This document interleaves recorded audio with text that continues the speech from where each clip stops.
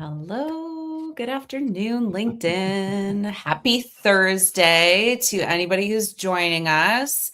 Very excited today to be back for the very first kickoff for our 2026 Community Unplugged. Had some great people last year, great conversations. Anybody who knows me, I'm Tasha. And if you don't know me, I'm Tasha. And my favorite topic is community and talking about community and maybe obnoxiously talking about community, according to if people love hearing about this topic. And we just started these in an effort to get a little honest about how challenging community building is, but also how rewarding. And so I am super excited to kick off the new year with friend and collaborator and fellow community member, Lou, who has been building community for quite some time. So Lou, thank you so much for joining me today. Hey, what an honor to kick this off. I have a big love for all the work that you've been doing with the nonprofit hive, and of course this now with the community hives. It's the work I love to see happening. I'm also a community nerd, and I get that energy, those butterflies whenever I start talking about it, and I'm excited to have what you say is a chill conversation. I don't know how chill we're going to be. I don't know about that. It might not work out that way. It might not work out that way. I totally agree. For people, anyone joining us, if you want to throw your name, if you have questions, if you want to join in, please feel free to. But also, I'm just excited to hang out because Lou has such a unique background in community building and this intersection with like creator communities, fundraising for good. It all comes together so beautifully. So I'm super excited, and I'm going to let you kind of jump in, but tell us about this community building journey that you've been on. Yeah, so I'll try to keep it short. This usually can become a very flowery conversation, but I'll try to keep it concise since we only have 20 minutes. Yeah, I started out in the performing arts. So I was the kid who I made the wish to the universe, or I made the request to the universe saying, I will do anything so as long as I can work in the performing arts. And really, I was an actor. And what I was asking, I was trying to be humble, I was trying to ask the universe, please let me be a famous actor. Well, I did everything in the performing arts professionally except to act, really. So I built the sets, and I helped with the lights, and I was a stagehand, and I sold tickets, and I eventually ended up in arts administration, which is very fulfilling because I started to help connect people with things that they loved. I started to connect people with acting classes and performance and those sorts of things. And I think that put inside me, not only the working within theater, put inside me this love for connecting people to the thing that they care about the most. And around whenever I decided to start make this transition, I was probably working professionally in the theater for about 15 years. I fell in love with the idea of doing something as a volunteer or as a fundraiser to be an example to my then 2-year-old son, to give back to a community, to become like a fundraiser. And I had a thought. I was like, hey, why don't I take the thing I love the most, which is gaming. I'm a huge gamer. I play video games, tabletop games, role-playing games, whatever. I love gaming. How can I translate that into fundraising? And so I was trying all sorts of things. Eventually, I came across a Facebook ad, believe it or not, for a program called Extra Life. And if you don't know about Extra Life, it is a video game-centric fundraising program at Children's Miracle Network hospitals, which has over 170 hospitals in North America, the US and Canada. And I was like, oh, so not only can I play games, I can raise money like you would like an endurance or like a marathon, and it goes to my local children's hospital. Beautiful, like perfect, right? It was a hospital that my son even had gone to here in Colorado. So I got involved, and I became a fundraiser. Then I became a volunteer, and eventually they were like, "Hey, you really love this. Do you want to work here?" Of course, I got applied for a job, and it was all official and stuff. But eventually, I worked there, and then I became director of community for that program for several years.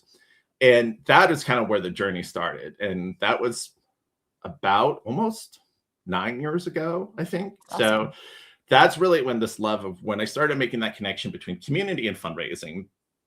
That journey in gaming and live streaming, and eventually what became content creation, really started to open up the doors for, there are groups of people who create phenomenal content. They do it full-time or at least part-time, and they raise a lot of money for organizations. And at that time, it was for Extra Life. I've since gone on to work for fundraising platforms, Tiltify. I was director of community at Tiltify. And the last several years, I've been a consultant for nonprofits who want to engage creator communities of all sizes and raise funds through community fundraising or peer-to-peer fundraising. That's awesome. I feel like for the majority of us, and regardless of my marketing background, creator communities are still a little confusing, especially if you throw in gaming on top of it. It's still a little bit, I still don't know how to jump into it. So I think it's such a value, particularly in the nonprofit sector, for you to have this kind of a knowledge base, because it does feel wildly untapped. And there are those like people who know who Mr. Beast are, including my kids, and know that he does. I love that he has moved into some of this space, but I do feel like it's still a very largely unknown landscape. And I'm sure you could speak to the fact that many people still don't even know what nonprofits do. Many people wouldn't even know that a hospital is maybe a nonprofit or is working in that space. Yeah, I think that I'm glad you mentioned like somebody has the notoriety of somebody like Mr. Beast, right? Yeah. Mr. Beast is like that very high level individual who has many smaller communities and an entire audience of people who follow him and kind of take in his content, and they follow that creator on the oftentimes like amazing things that they do. Just last year, Mr. Beast teamed up with Mark Rober, another famous YouTuber. If you don't know Mark Rober, he's phenomenal. Oh, Crunch Labs is a huge thing here. So yes, absolutely. And so for years, Mr. Beast and Mark Rober is a good example of what a super high level creator campaign can look like. They've always teamed up and had two teams of like which team can have the solve for this and how much money can they raise. And so they had a campaign on Tiltify that was for a water conservancy charity, and I apologize for it's not on top of my head, but anyway, go look it up. So go look it up, right? Yeah, go look it up. So there is a lot of value there, right? And so that is, of course, that's the whale for most nonprofits, right? So that's like the huge thing. It's an amazing gift, a huge injection of funds that would go into your organization. And I definitely worked with campaigns like that. But I find that those can be more challenging to kind of craft into building community around creators. So that is the high level. Mr. Beast he's busy, has millions of asks, and his focus is not going to be on the nonprofit. And he may not even choose, and he's likely not going to choose the same nonprofit year over year. So it's not like necessarily a consistent strategy for nonprofits. What is a consistent strategy is to find those individuals who do resonate with your cause and begin to build around that. And that is where I've seen the most success is when let's say you do have Mr. Beast come and do a campaign for you. Wonderful, great. Just be sure you let the board know that next year you might not see the same kind of money. But what you can see is who comes along with Mr. Beast, who's creating sub campaigns to support the campaigns that Mr. Beast and Mark Rober are doing for your program. You can establish relationships and build community around those folks. And that's typically where I've seen a lot of potential and a lot of growth. And you start to learn about these people who who love Mr. Beast, and they also care about your organization. It's not going to be all of them, but there's going to be people who exist there, and they can be a part of that journey of kind of crafting something from an event like that. Love this. Okay. And I know this is what I knew was going to happen with you. Zero chance it was going to be a 20-minute conversation. But one thing I'm really excited and I love to ask communities builders about, because I know I struggle for this like all the time of going, there's so many things I'm proud about, so many cool stories, and I don't take the time to sit and think about them. So this is one I always love to give community builders to go, what is something you're proud of, a story, a moment, project? I think a reflection for community builders is always important. I love building, we might call it like an ambassador program or a super user program or something along those lines, because that's typically where you get to find the people who show up and they really do care a lot about the program. So it's just, you said just one project. I'll say like a recent project. This last year, I've had the pleasure of working with Doctors Without Borders and working on their gaming and live streaming and content creator programming. And I was able to build out an ambassador program with them for their annual event. And if you're not familiar with this event, it's pretty fascinating. It's called Summer Games Done Quick. They just wrapped up they've this event 2 times a year. One first part of the year, it's Awesome Games Done Quick, which benefits Prevent Cancer Foundation. And then in the summer, it's Summer Games Done Quick, obviously. And it benefits Doctors Without Borders.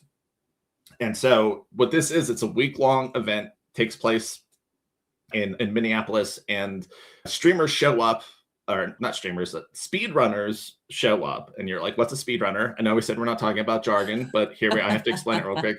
Speedrunner is essentially somebody who plays the video game as efficiently and quickly as possible. There's a whole community behind this. They play the game, they find all the different parts of the game where they can shave off time and they can finish the game quickly. In a nutshell, I know that the speedrunning community, if they watch this, they're like, Lou, that's a terrible explanation of it. But for this audience, it's what it is. So for 24 hours, for a week-long event, all of these amazing community members show up, and they have a live stream and to showcase this amazing, fun, engaging work. And they raise millions of dollars over the course of that week. So all that to say is we said, well, why don't we have an additive part of this where we add some community fundraising to highlight some of these creators ahead of the event to A, work as kind of like a, hey, remember the event's coming up, and B, to kind of seed some money into the event to kind of help kick it off as well. And so we gathered 15 of these creators, and we had a month-long, they were streaming on their own channels on Twitch and YouTube and TikTok. They were streaming there and engaging their own personal communities to fundraise for their micro events that led up and built into this major event. And really, that's what I like to do. I like to connect people together, to connect them back to their audience or to their community, and then have those communities kind of give back to the thing that creator cares about. In this case, it's Doctors Without Borders alongside this amazing event.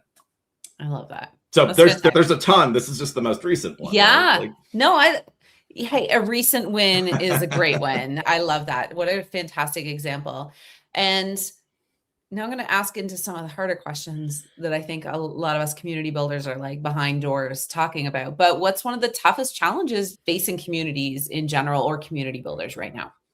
I think that I really can only speak to from like the lens of like nonprofit is I think nonprofits are feeling like they don't have the bandwidth to invest in this space, to invest in this.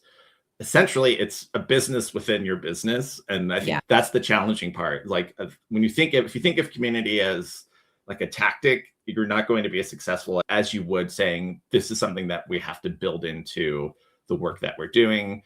It's its own sub business that we have to invest time in. And I think that's the thing that I think that, and it could be for outside of nonprofit as well, but it's just having the time to create an authentic, safe, and engaging space for people who care about the thing that your community is about.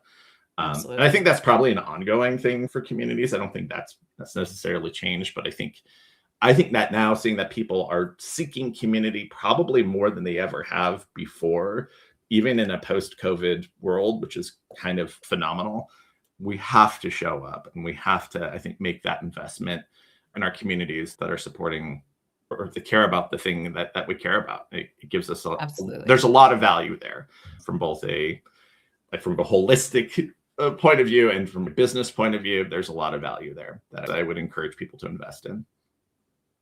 I absolutely, very similar, obviously being also in the nonprofit space like yourself. Like, I think so many people are looking at community as, oh, we'll just add this on, right? And it'll immediately return dividends back as, this, like you said, it often comes across as a tactic. Right. It's not that it isn't, but I would argue that it is a long-term investment. And those organizations that I see that look at it through that lens of going, we're going to consistently build on this versus big splashy immediate, and then thinking that's all it needs to continue afterwards is, I don't know very many communities that has kind of worked out. And I know nonprofits are always strapped for cash. It's probably gotten worse in the last how long. So community can often be looked at as like a fallback and it can, and it could be the thing that helps insulate your nonprofit from a lot of challenges. But to think that it's going to just be spun up and insulated immediately, that's not how relationships work. And I nailed it. It's the relationship point. I have a good friend, and I think I'll call him out. I don't know if he's watching, but Andy Stieg at Stand Up to Cancer is like, I love Andy, and we've been in space together for a little while now. And one of the things I always like to talk to him about, he's been working on building creator communities for Stand Up to Cancer, and for about 5 years, and it's taken a while for that to kind of take place. And now it's in a really good place. 3 to 5 years, that's like it. That's where you're going to start cook. That's where the cooking happens. And you have to be patient for that, because like I'm going to name drop for somebody else too. That's because it's fun, right? That's just what we do. Why not? Why not? But if people are truly interested in community building, one of my favorite community builders is a person named Rosie Sherry, and Rosie builds communities for software development. So you would think, why does that have anything to do with nonprofit work? It's community is community, and there's a lot you can take from this. And so one of my favorite things that she talks about is when you're building community, the barging in process, which is something that I think a lot of, as marketers, you might say, well, let's just totally just kind of put all the ads out. Let's just get them in there. Let's get in their face. Let's get the information out. That doesn't necessarily build community. That, if anything, it probably annoys people more than anything. For creator communities, a suggestion that she has works, and it's what I've used, is continually surround yourself with people that are authentic and sympathetic and connected to your brand, whatever that brand is. And this is where building that kind of like a system or a network of people who care about what you're doing is where the foundation for that community starts. It just takes time, right? And I'm sure like you know this probably better than anybody else. And I know this, my friend Andy knows this. It takes time. You follow people on social media, you pay attention to their content authentically, but you find, like in my case, like you have to show up in person to the events. You go to the events where they're going to be, and you connect with them in authentic ways. And it doesn't always land. Those relationships don't always work, but often they do. Because if you show up genuinely and authentically, especially as a nonprofit, those conversations can happen very, very naturally, very organically. And that's where those conversations start. And it takes time. And then, of course, you don't make the ask right away. You let them know what you need and what they're able to do, and that you start that relationship. So that is, I think that's kind of like the thumbnail sketch of how do you get started. That's always, I think people say, well, how do you even start to talk to creators? And well, like, why do you want to start to talk to creators? Of course, you want to have a viable system of revenue, whatever that looks like. But then also, like, how are you going to do it? And do you have the bandwidth and the infrastructure to kind of create the systems that will truly support a community in a way that will account for, I'm gonna contradict myself. Be ready to build a system that can account for growth, but when you're first starting out, don't worry about scale. So I know those are opposing forces, but you have to have both. Like at first, it has to be a little bit messy. You're going to kind of maybe be all over the place, but that's natural. Yeah. And eventually, when you start getting that foundation, having those conversations, meeting those people, bring people, those people attract more people. And then you're like, oh crap, now I need to really start to have some sort of experience or user journey, whatever you want to call it. And then that is where you can start to identify those people that can be your super user or your ambassador for your brand. There's a flywheel, I promise you, that works here. But really, you start out by meeting people and surrounding yourself with people who are sympathetic or connected to your brand. I think when we started with the nonprofit Hive, and I think I had, I don't know, maybe 1,000 connections or something on LinkedIn, like nothing like what I am working with now in terms of like my own personal community. And I had those early champions who, Evan and Elle and Amina, had these people who believed in what I was throwing out there, thinking it wasn't crazy. And those early folks, critical, absolutely. And those were my friends. They were supporting me mostly just because they knew me personally. Then it took to that like year kind of spot. It was not scalable. I was reaching out and inviting people directly who started following our business page and going, hey, we're doing this. Have you heard? Have you gone deeper? Because you can't assume that people are just like following and then doing the next step. And do we do that like to that level now? No, we don't have to. We don't need to. We built in some of those systems to help, but it's that early stage. And you're totally right. It isn't scalable. And I think that is for nonprofits, especially who often are doing this without tools or very little tools, or maybe they don't have a dedicated person. That's an additional challenge for community building. Yeah, and I think that's something that I've experienced is like people love the idea. They see a program, and if you're familiar with, of course, you're familiar with St. Jude, but specifically familiar with St. Jude's Play Live program. It's an annual event where creators come together and they raise millions of dollars. And it feels like everywhere you look online on Twitch and YouTube during the month of May was when the kind of like their main season is, that everybody is fundraising for St. Jude and in the space. And you're kind of right, because they've worked really well. And of course, St. Jude has resources to do that, but they've also been doing it for a long time. Yeah. They've created those systems. They went from having those authentic connections and having a very powerful story that they could tell to connect back to why they need the help. And they've created that community, and they continue to create that community. So they've invested in it. And that's why it's so successful. Similarly, with Extra Life, it's still going really strong because they've invested in that community. And they've also brought along, in both instances, is another thing to note. It's like they've brought along brands brands bring a lot of audience members who then those audience members can potentially become new community members and new supporters of whatever it is you're trying to support with your community. So yeah, I mean, you're right. It's not scalable, but it takes time. It takes time. It's not necessarily scalable at the start, but you have to start somewhere. And I think that's kind of the whole point of saying that don't worry about scale when you first start out. You'll get there and then find people who can help you create those networks, who can help with those tools to help you grow. So we've already dove into this a little bit, so we can kind of keep this one short because I definitely want to get your final question with the advice. But biggest opportunities like that come out of those who decide to build community, like why do you think it's so important right now, particularly for nonprofits, to be considering investing in community? I mean, I was earlier last year, almost a year ago, I was at the peer-to-peer professional forum. I think it was in Atlanta, and I was chatting on a panel about Gen Z. Everybody wants to talk about Gen Z.